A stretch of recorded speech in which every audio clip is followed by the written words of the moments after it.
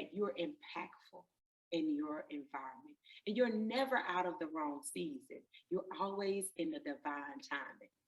And there are really no true mistakes. There are only progress. You're only Mm. progress. Wow. So just remind yourself that you are being the best version of you. And today is a good day. But guess what? Tomorrow, your tomorrow will be even better. And the day after will be better than that. So just keep growing and being your very best self. Welcome to Body Sculpt of New York 6 Weeks to Fitness podcast, where we hope to inform, motivate, encourage, and inspire you towards living a healthier lifestyle. And now, here's your host, the president of Body Sculpt of New York, Vince Ferguson. Hi, I'm Vince Ferguson. Welcome to 6 Weeks of Fitness, episode 189. Thank you so much for joining me today. Keita Richards is a former AAU, USA, and high school track and field coach. Teaching basic and advanced movements to young adults was always her passion, along with helping people to meet and exceed their physical and mental capabilities. It was this passion that prompted Keita to become a personal and group fitness trainer, transforming her two-car garage into her first training space.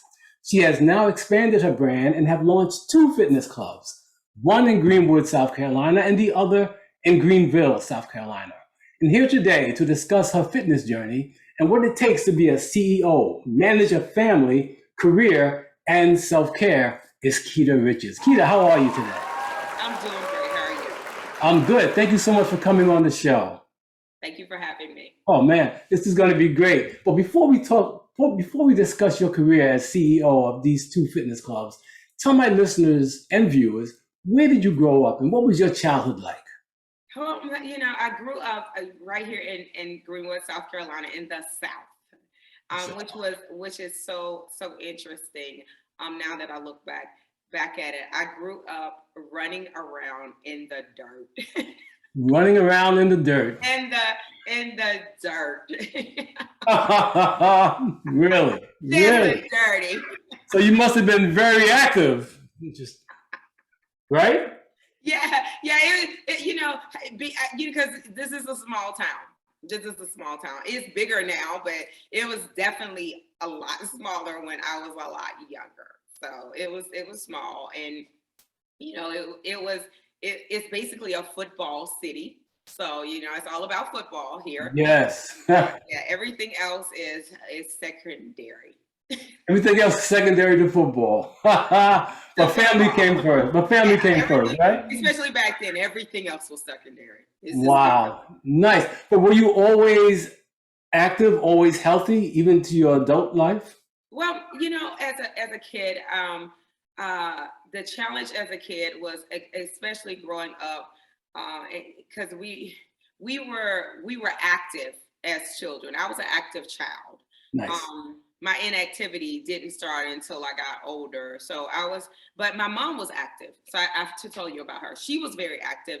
My mom played a lot of sports, even as we grew up. So I grew up with a very active mom. She played softball, for one.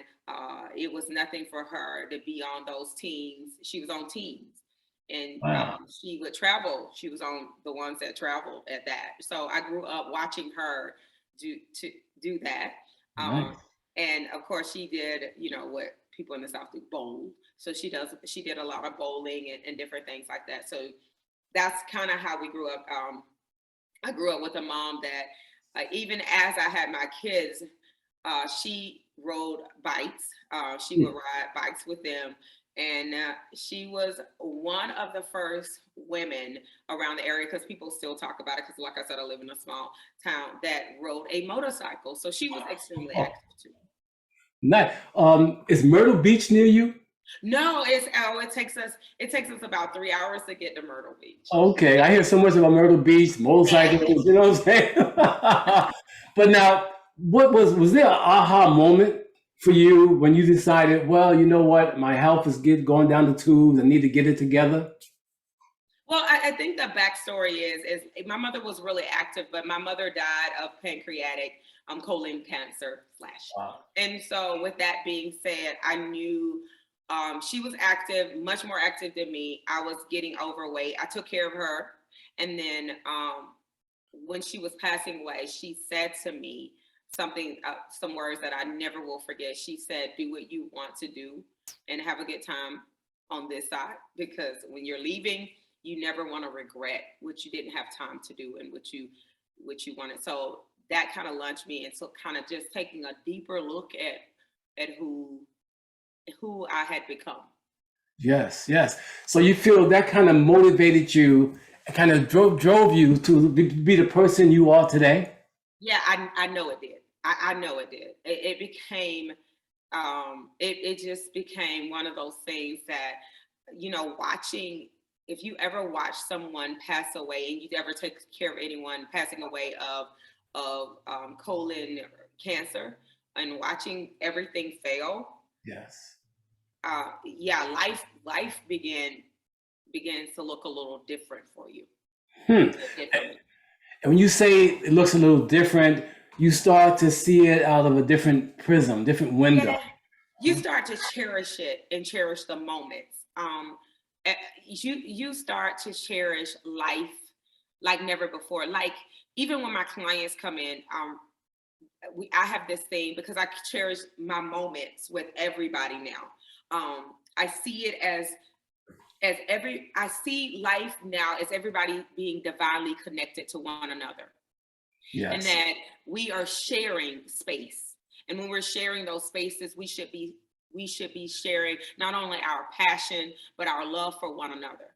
And so that's what changed about me. I knew at that point that I needed to share whatever gifting, whatever divine gifting that I had with other people. I knew it then at that moment. I knew that was going to bring me joy. And I know that sounds weird, but I knew I also needed to take care of me. And I knew that I could never go to the next level, or I never could get there without self-care. Right. Makes sense. Yeah. Very profound. Because you could never pour from an empty cup. And back then I was an empty cup. I was an empty cup. And I could never give what I didn't have. Like when people say I gave 100% to a person, you should never give 100% to anybody. You should always give people the surplus of what you have. Because if you give 100% of your energy, then you have nothing for yourself. And if you have nothing for yourself, you never can grow anything that's worth giving anyone else. Very profound, very awesome. So this is interesting because you speak so much wisdom and you look like a person of 22. I thank you. Yeah. So I promise you need to add something to that though. Well, we'll add a couple years. You know what I'm saying? But what motivated you to become a trainer? Okay. So I was always, so back to what my mom said, you're never gonna, when I was in my 20s, I was taking it was step aerobics. It was step aerobics there. I absolutely love step aerobics. But there was a problem. The problem was I had a degree in computer science. Okay. So I had a really nice job. Yes, I bet. Yes. You're Money's flowing. Or you're gonna make this. Yes. What happened? There was a problem here. And yes. So I got the opportunity to actually get licensed doing that. And I didn't even take it. Because by that time I had my first kid. I had the first child. And so I was like, no. No. Yeah. No. I know better now. Right. I know better now. But back then, and life is a growing process. But back then I was like, no, this is not a good financial, decision to be making. Right. So you feel that knowing what you know now, you would have still taken the leap before? Oh, if I had have known what I know now, yeah, I would have literally left what I was doing and did this because I've learned that joys in life, that you should enjoy your life. And what I mean by that, I have this saying that I always say, people don't understand, and we have to gravitate and learn that in your purpose, you will always have prosperity, and you will have mental prosperity, spiritual prosperity, and financial and emotional prosperity. And you need all of those. Yes. You need all of those. For so many, back then, I was only looking for financial prosperity. prosperity. Yes. But now you don't only have one child; you have 4. Yes. Right. 4. And 4 adult children. 4 adult children. And you don't look like an adult yourself. That's a beautiful thing. But again, you had the strength and fortitude to go out there and make this happen. All right. But why the fitness space? What do you feel you can contribute to people in the fitness space? Fitness is one of those great, wonderful things. And here's what, because it's more than the outward. Because before you ever make a decision, before you ever become physically fit, there is a mental that happens. You actually have, because it's so optional, that you have to gravitate there in your mind first. So it's mind first, then body. It's always mind first. And I think, and the challenge, and then I love the challenge of it. I love the challenge of because even when I have my clients and I talk to my clients, I always tell them, you've made the first step to the best version of you. And here was the first step. You made up in your mind to make a change. Right. So fitness, I think I chose it. I chose it because not only was it challenging, it was mentally challenging too. Because if we back up, I didn't look like this. I can promise you, I lost like 80 pounds. Really? Like this. I hadn't been doing anything. And so I tell my clients, I know what they felt. I know exactly what they feel like. I remember I remember not being able to absolutely touch my toes. I remember what that felt like. And I remember, even though I was taking care of kids and I was getting bigger, I just remember what it felt like. I remember being exhausted. I remember, just to be honest with you, I remember, just being tired. And then I remember suffering other health, because as women, when you have more weight than you need to have on you, there's other things that come along with your health. I mean, there's hormonal imbalances that you end up with. For me, I had several different things happening. I actually ended up with a liver issue, and I found out later it was actually fatty liver. Fatty liver. It was fatty liver. And this was for my diet of, I love sugar now. I'm not gonna lie to you. I used to love some sugar. So I love eating sugar, and I wasn't a big fried food eater. And that's what most people are like, I don't eat much fried food, but I love like some donuts and cakes and cookies and stuff like that. And I ate a lot of that back then. So you said about 89 pounds heavier than you are now. About 80. I was 80. About 80. Mm-hmm. What did you do to take it off? What's that? In my mind first, it needed to come off. Yeah, okay. You know what? And the first thing I did is I decided I wasn't going to make an excuse. No excuses. Yeah, I was like, I'm not going to make an excuse. I'm not going to blame it on my age or anything. You know what I said to myself? I'm responsible. I just took full responsibility. I did. I said, I'm responsible. And my first trainer was my spouse. Your husband. My husband, who was Army. Yes. So I learned to lift first. And, I learned to lift. And, he was patient with me to a certain extent. Must have loved you. To a certain extent, because he's Army. He would just look at me and was like, are you going to do it today or not? You can leave the gym if you want to, or you can stay in it. But it's going to be your choice. I'm not going to make you stay. Right. And I remember, just because at that point, now that 2 garage that I started in, it was actually, I made it into a home gym because I was serious about it. I was like, I'm going to be serious. So first, I made up in my mind. Second, I said no more excuses. Third, I changed that space into a home gym. Home gym. And that was crazy because that meant no excuses. I went out there and he worked like 12 hours. And then it took him an hour to get to work and an hour to get home. So it was 13 hours. So I had to work out with him at night. Wow. At night. Wow. Like, when people wanted to go to sleep, I had to be working out. Really? No excuses.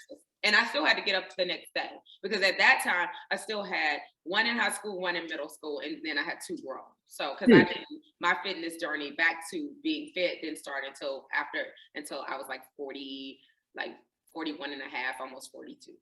Wow. And were you still working at computer science? I was actually, now this is funny, because I was at that point when I decided to be fit, I actually owned a photography, videography business. Really? Yeah. Really? Own a photography, videography. I was doing some of that. Business. And then all of a sudden I decided I wasn't going to do it like in this. I was like, I ain't doing that no more. Wow. Really? Okay. So you start training ferociously, training with your spouse? With my husband. At night. You understand? Because he worked early in the morning and it was at night. So what did I do? I didn't just train one time a day. I trained with him, and anything I couldn't do, anything I struggled with during the day or in the morning, I'd go practice it. You go back practice it? I would go practice it. Whatever I couldn't do, as long as I didn't need a spotter, I practice it. Really? Now, but what role, besides the exercise, what role did nutrition play? Oh, huge. That was another thing. The first thing I had to do was give up sugar. And I had to give up the sugar because I was a sugar addict. Really? Yeah. But I made up in my mind, I'm going to give up sugar. And that was the hardest thing because I didn't have, like some people have a caffeine addiction. No, I had a sugar addiction. So sodas wasn't even a problem. It was sugar for me. So I gave up sugar first. I gave up sugar, and you're not going to believe this. I gave up cheese. Cheese? I love cheese. Really? Cheese was my first 2 things that I said I was done with. Wow. It had to be hard to do because you also have kids around the house. So how did you do that? Just cold turkey stop? I stopped, and most women ask me because I am the cook of the family. I am the cook of the family, and I'll be launching some recipes soon. But I'm a cook of the family, and so what I had to do was I cooked their food, but I cooked my food because I said I wasn't going to make an excuse. I wasn't going to say, I got to cook for them. I was standing in the kitchen anyway. And so I would cook their food the way they wanted it, and I would cook mine at the exact same moment. And that was the temptation to eat some of theirs. It was there. But here's what I would say to myself. Mm-hmm. I would say to myself, you know what? There's life and death in the power of the tongue, and there's going to be life or death in this food. So you better be choosing which one. And so that was my thing. And it got so bad. I was labeling things life or death so much. Really? That I was like, I'm choosing life. I'm choosing life. Yes. And that's the way I would eat. Because remember, I was a sugar addict and I still had to go to the grocery store. And when I go to the grocery store, what happens when you get in the checkouts? Because you can avoid the cookie on the aisle, right. But the checkout has the candy. Yes, it does. Yes, for a reason. Yes. So I would pull up my buggy inside of there, and I would look, and my mind, I would label them in my head. I would be like, death. Yeah, death. Yeah. Really? For death, and that would be like my 2 things, life or death, and I would leave. And I would leave there without the candy bars, which was so interesting because understand, I was the person that went through their buggy, through the thing. And I would bring everybody back their favorite candy bar, including my own. Yes. It was so bad that my husband, there's a particular store that has a particular type of candy that I like. Whenever he would go into that particular town, he would buy me 4 of those candy bars because I couldn't get them locally. Mm-hmm. So the moment I asked him to stop bringing me the candy bars, he knew something was real because I was like, don't bring me the candy bars. Don't bring that. You bring me the candy bars. Amazing. but I was making choices. And when I was doing, what I was doing is I was making the choices at that moment. I wasn't trying to live outside of the window. I wasn't trying to say, oh, tomorrow I'll do better. I was like, I'm going to do it the now. I'm going to experience the now moment. Yes. So that's what I was doing. Do it now. Are you now a vegan? I am. Really? Plant-based. Yeah, that was interesting. Yes. How did that transition go? That was about like the same. That was the same for me. The big problem wasn't for me the meat. It wasn't the meat. It really wasn't. Although I would tell people, they were like, what would be the thing that draw you? Because I would love, and I've always loved bison burgers. Bison burgers. There's a particular place in Texas that I just absolutely love, and now I don't eat that. But that's not what got me. That was probably the one thing that would be like, But the other was eggs. Eggs. I absolutely love eggs. And I was eating a lot of eggs, and one day I said, oh, I told my husband, I'm going to become a vegan, and I'm not going to eat the eggs anymore. And he was like, did he ask for a divorce? No, he was like, okay, because he's very supportive. He was like, okay, so you're not going to eat the eggs. Do you not know within a couple of days, he cooks eggs? Oh, no. Because he's the breakfast person. So he would cook the eggs, and they look so light and fluffy. Yes. Good. And I walked by the stove, and I looked at the eggs, and I said, I want the eggs. And then I said, no. You made the choice. Right. To not eat the eggs. So just make the choice. Like nobody's, and something in the back of my head said, but nobody's looking. So nobody's going to know you ate the eggs. Right. But then I said, I wouldn't know that I ate the eggs. And so I'm going to know that I ate the eggs. So I'm not going to eat. And it was enough of them. I could have just tasted them when I was like, I'm not going to eat these eggs. And I didn't eat the eggs. And I sit at breakfast. And this was the thing with my family, because we are a family that eat together. We actually eat together. So it's not like I can go take my plate and not see their food. And I saw them eat. Wow. And I did not touch them. And I felt victorious.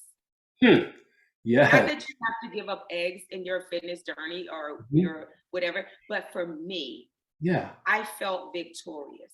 Like everybody asked me, do I feel like that I have such a restricted diet? No, I feel like I'm in charge of my life. Like food can no longer control me. I'm in control of me. Wow. I take my power back. Yes. It's supposed to control me anyway. Yes. But food seems to control most of us. And that's why you have the obesity, diabetes, all these chronic illnesses in the community because of how we eat. Yeah. So your clients, who are your ideal clients? Well, my ideal clients are, most people think that most of my clients are vegan, and they're not. My ideal clients are people that just want more control, and I shouldn't say control, more clarity in their life. Because I told people, my thing is always, I want to help you find your strong point. I want to help you meet your goal. I always tell people also, this studio is like, when they come in, we greet each other. I say, hey, how are you doing today? And they told me how they doing. They're like, oh, I'm doing great. So my avatar client is the people that just want the best out of their life. They want to find the joy in being them, in whatever they do. Because really and truly, you are not your body. And I tell people that you are not your body, but your body is a manifestation of what you've done. The journal. Yes, it reveals. It can be changed. It can be changed. Interesting. Very, very, very good. So what programs do you offer at your, before you even tell me that, what are the names of your gyms? Okay, so this one actually, it has it rolling on, but this one is She Rocks Fit. This one is the She Rocks Fit brand. And then the other one is Hero. Hero. Now, I'm going to tell you about the She Rocks Fit because it looks like, it seems a little weird. If you look inside of She Rocks Fit, you see the name Hero. Yes. I like that very much, very much. What programs do you offer at these two facilities? Okay. So at the studio style one, it's more of it's group fitness. I do a lot of group fitness here. We do the weightlifting, the calisthenics, parts of yoga, functional training. I'm big on functional training, because I think you should be able to move your body. I do a lot of body weight. Nice. A lot of body weight. Okay. But we do some lifting here. At the other gym, it is really and truly a full service gym. So it has all your machines. You have your ellipticals, you have your treadmills, you have you have the spin bikes, and then you have the studio side of it. And in that one, I think there's about 9 other trainers there. Oh wow, really? Yeah, there's about 9. I think we're at 9. Wow. Other trainers there, and they train clients there as well. So they're training clients, and whether it's personal, and we have there's a boxer there too, and he actually teaches boxing. Okay. So there's a variety of stuff going on at the other one. So one is called She Rock Fit, which is where you are today, and the other one is called Hero, just Hero. And do you have group fitness programs? I do. I do. My group fitness, because that's what I train. That's what I specialize in group fitness. My group fitness, like I said, will range from different things. So I have steps, like we may do steps. Let me tell you what kind of trainer I am. If we had to classify, if we really had to put a label on my training style, I would say it's OCD. OCD? It's varying OCD. What? Okay. It's attention deficit. Yes. So how my whole program works is, you walk into my gym. There is not an ab day. There is not. There is not a we're gonna do back day. You walk in and you don't know what I'm gonna give you. And here's why. Because people don't come because it's a certain day and they don't like to work that particular. But I found out people don't like to work where they're weak. Most people don't like to work the weak side. So what I do is I vary the training where you don't know. It's a mystery. Huh.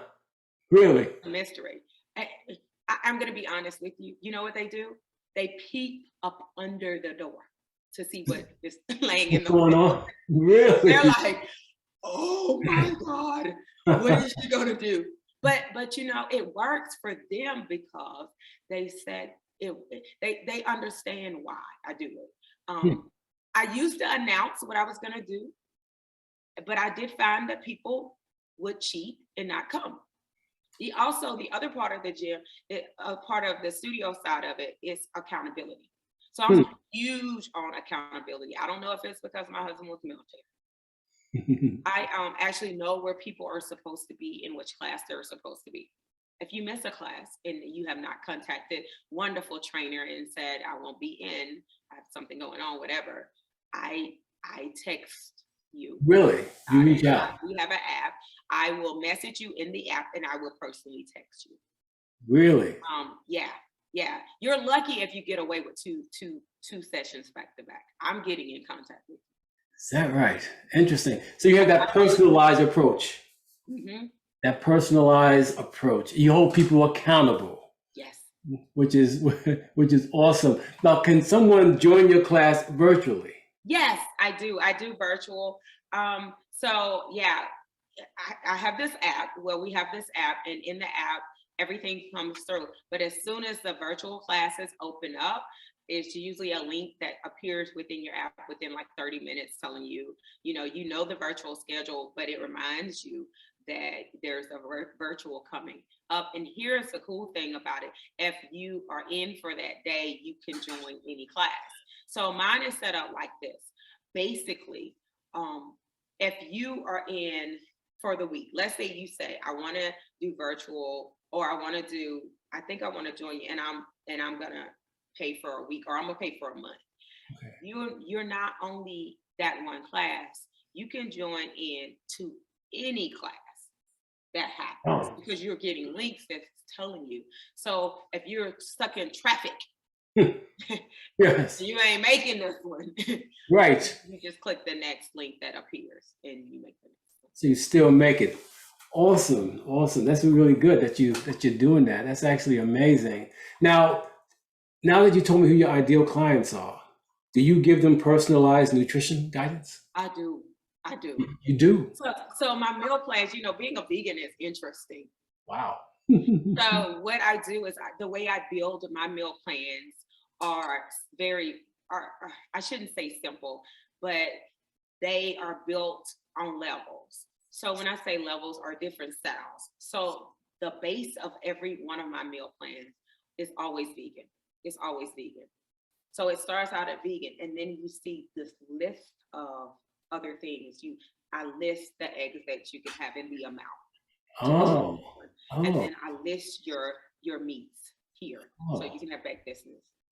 So that's how it lists out. Not only is that, it's every it all has the calorie counts beside it. So, and when I say that, is I actually put recipes in, because I'm a cook. I like to cook. Yes. I like to cook, and I don't like eating the same things. So recipes come with all my meal plans. Nice. So basically, if I'm telling you that I want you to eat this, I'm actually giving you the recipe to eat it. To eat it, really? Yeah. So you can meal prep. You can be able to meal prep that. But then for those who say, well, I don't have time, because you have all these options, there is also those quick items, like you can go get your frozen vegetables and you just do some roasted vegetables. Or if I even help you if you're eating out. We discuss how to eat out. Like, what do I choose? What's a good choice? I found that if people understand their choices, they can make better choices. My thing is, I like to be your guide, but I want you to walk away from me with knowledge, to be empowered. So I do give you the meal plan, but there's so many instructions, even inside of the app. I think, I would walk over and show you my board. My board tells you the different vegetables that can help you detox your liver, because I want you to learn it. I want you to walk away with knowledge, because here's what I'm thinking. I'm thinking to myself, if you walk away with that knowledge, not only will it impact your life, it impacts now your family life, and now it impacts the next generation. Yes. Because I have a family, and I want you, not only my client, to be healthy, I want them to be impactful within their environment. Yes. Because like you said before, there's diabetes, there's blood pressure problems. How do you come at that? Yeah, we can come at it one person at a time, but I get that. I can touch you, but even if I'm touching you, then what you do is you touch your family. Right. And then your family will touch other people, and it grows from there. That's how we're gonna. I think that's the only way that we're ever gonna be healthy as a community. Awesome. Yes, most definitely. Educate the community, and share that knowledge, share that love. And now, obviously, I can talk forever with you because you have so much knowledge and wisdom to share. But I've got a couple more things I just want to ask you. Because you're so busy, you have 2 facilities there, and you're working with people. How do you manage your family life and your business? Because you have a spouse, so that's good, and 4 kids. How do you do it? Okay, so I'm gonna let you in on how I manage. First of all, how I manage my personal relationship. My personal relationship with my spouse, we actually have one day. We have dinner. We decide, he actually asked me when I have time to have dinner. So we try to have dinner once a week together. Once a week? Yeah, once a week dinner. Without the kids, we try to go out. Without them, we go out. This is Right. ours. Okay. Dinner and maybe a movie or something, we have like a date. We have to have that. On the date, I disconnect. Unless it's the kids trying to contact me for some Right. grave emergency, Right. then my focus is not outside of that. Okay.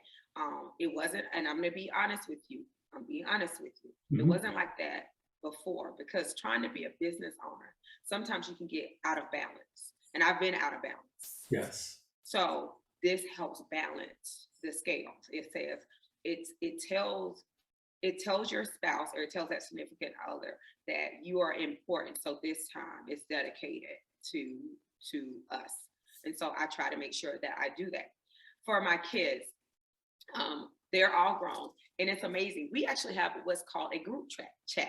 And so everybody's in this group chat on their phones. It's message. We have it on Facebook. And then we have it on our phones. We have chat. We talk to each other. We have our own little group text every morning. And I don't know if somebody did it this morning. Someone says good morning, and we're all over the place. So my daughter, like I said, is in Korea, and she's military, so she may be anywhere. But we have this chat, and it says good morning, and a lot of and at least a couple of times a week, because I write affirmations every morning. You do. I send over an affirmation to my family, and I send over my affirmations to my clients to just remind them to be the best version of them, but also to say I love you. And everybody piggybacks inside of that for my family. So whatever is happening within the family, we actually can pick up the phone and just text, and we are all in the same space at that time. And so we do that, and about every week or so we do FaceTime. Oh, FaceTime. Oh, yeah, exactly. Each other. And I have grands, by the way. I have grands. Nice. So we do FaceTime with everybody, and that's kind of how I manage having the kids. So we feel close, even though we're in different cities. Yes. So we feel close. We feel that close. Wow. And we reach out to each other via that. So I have that with them, and then with each of them, I have my own little, like the girls in the family, because I have 3 girls. We have our own little group thing. Oh, so we nice. have that.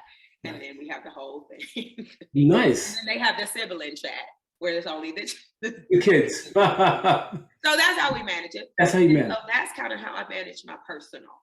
Yes. And so that makes sense to me. With technology, it just makes sense.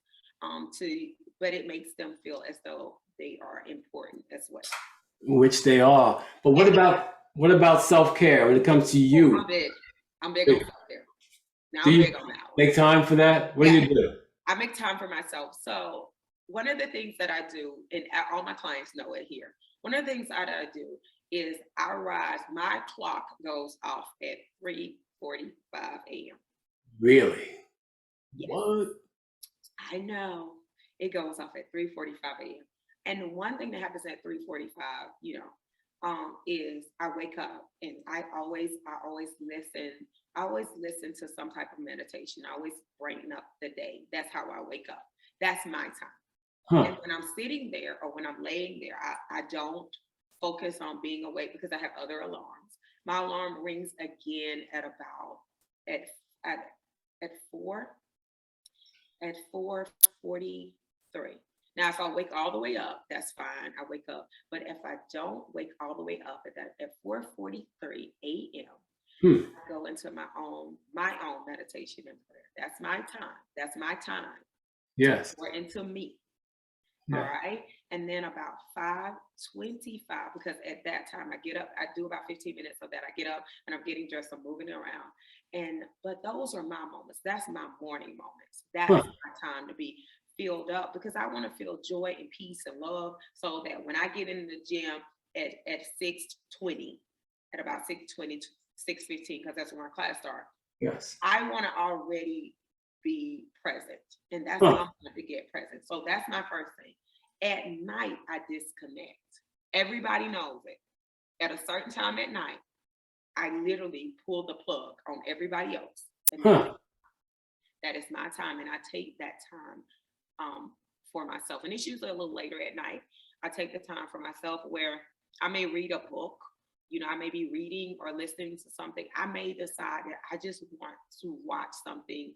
I don't watch a lot of TV, but I may decide I want to watch something, and I just spend that moment doing that. So that's how I run that. And then on Fridays, I never work a full day on Fridays. I tell people that. I don't care. I tell people, I've had people that tell me, can I get a session with you? Can you open up this on Friday? No. No. On Fridays, I'm done. When I get done, I'm done, and I'm done until Monday.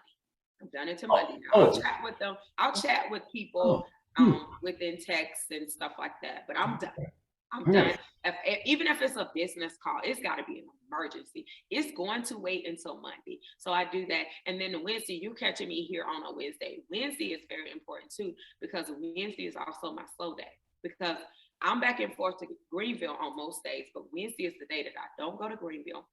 I normally stop about 10 o'clock, and I don't start back until about 4:20.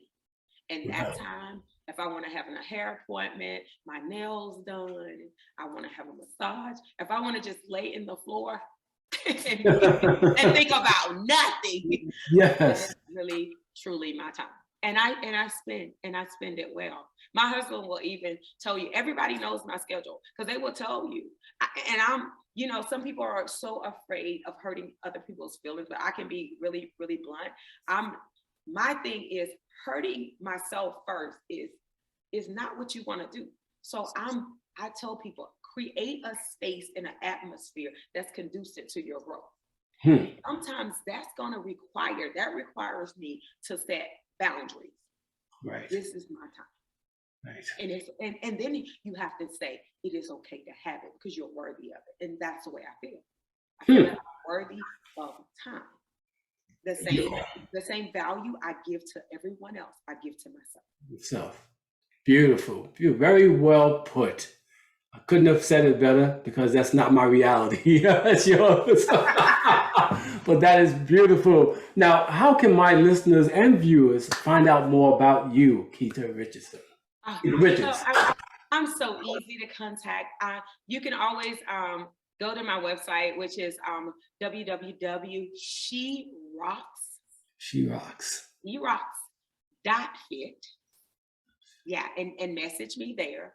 Or you can hit me up even on the other one, which is the www. Born Hero Fitness. You can get that one, bornherofit.com. And if you message, you'll get me again.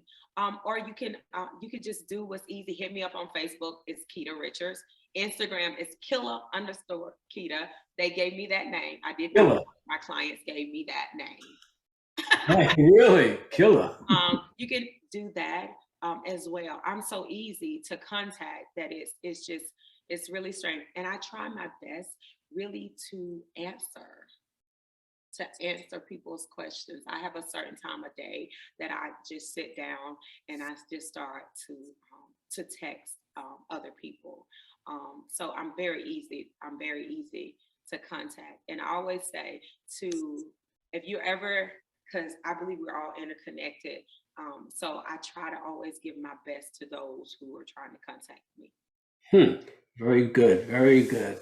Keita Richards, on behalf of Body Scope of New York, that's my nonprofit program, and 6 Weeks of Fitness, I truly want to thank you for coming on the show today. Well, thank you for having me. Thank you so much. It's my... And can I say one more thing to your listeners? Please. I just want to remind people that always strive to be the best version of you. That's going to mean you've got to take time for yourself. You got to love yourself properly. You got to show every part of you, your bodies. You got to show your body love. Yeah, it's going to fade away. But here's the thing. Once you take care of your body, your mental, your spirit, and you feed it properly, then that produces not only fruit, but it also produces seed. And when that seed, and when you talk, and when you become peaceful, when that seed in your voice begins to blow on other people's thoughts. And then they get to produce seed. So remember that you're impactful in your environment. And you're never out of the wrong season. You're always in the divine timing. And there are really no true mistakes Your only progress. Your Mm. only progress. Wow. So just remind yourself that you are being the best version of you. And today is a good day. But guess what? Tomorrow, your tomorrow will be even better. And the day after will be better than that. So just keep growing and being your very best self. Wow. Awesome. Beautiful. Beautiful. To my listeners and viewers, I truly hope this program was informative, encouraging, and I know it was inspiring, and that you will continue tuning in to my 6 Weeks of Fitness podcast. And if you have any questions, comments, or suggestions for the show, please leave them in the comment section below.